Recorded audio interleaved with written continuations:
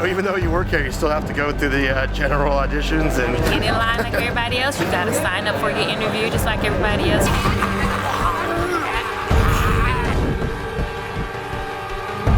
What was the decision to do a year-round Walking Dead attraction as opposed to the seasonal one? Yeah, I mean, after House of Horrors went away as part of the epic transformation of this park, so much has changed.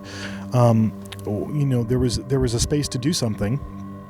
A lot of talk about it, and it kind of moved back into we want to do a walkthrough attraction, and there was all sorts of different ideas floated around. But to me, it was just kind of like obvious that Walking Dead should be the theme of that, because the show has transcended the narrow confines of being a horror genre show to a worldwide phenomenon. So I thought, if you look at brands, it's really hard to beat. Welcome everybody.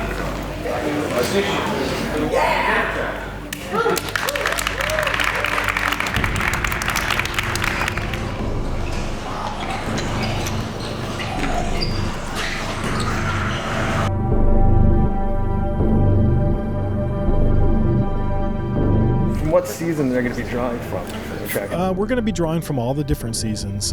That was probably one of the toughest things about designing it. I think Chris, my partner, who's my art director, and I, as we were designing it, we went through at least a dozen full-blown iterations of the attraction, until we landed on the one that we're ultimately doing. And even then, we kind of knew that we would tweak it once we got to the end of this current season, and we did. I mean, as soon as the season ended, we went, oh, okay, didn't see that coming, as far as where the show was going to go.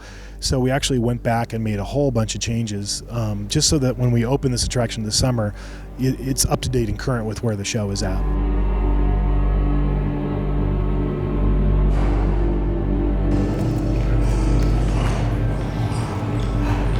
And some of the past Walking Dead houses, there weren't any alive characters from the show. Will there be any in this attraction? There are survivor characters that we'll be casting today as part of the show, because they've become as much of a threat as the walkers. The humans are kind of even more dangerous than the dead now, so we wanted to have that element as part of the attraction.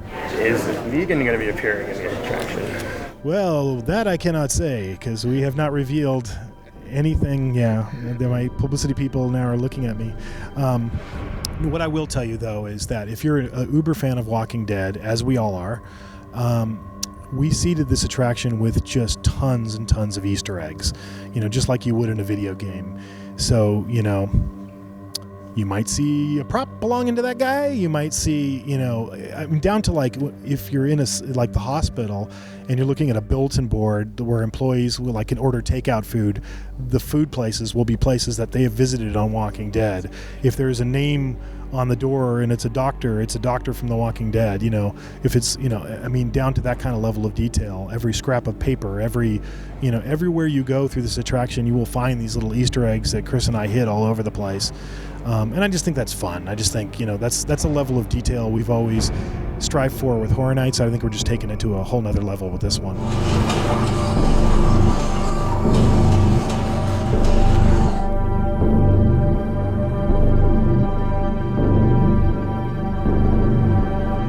How extreme is it going to be compared to Horror Nights Mazes? It's an intense experience. There'll be a parental advisory. It's not recommended for, just like Horror Nights, not recommended for 13 and younger. It's still, that type of experience.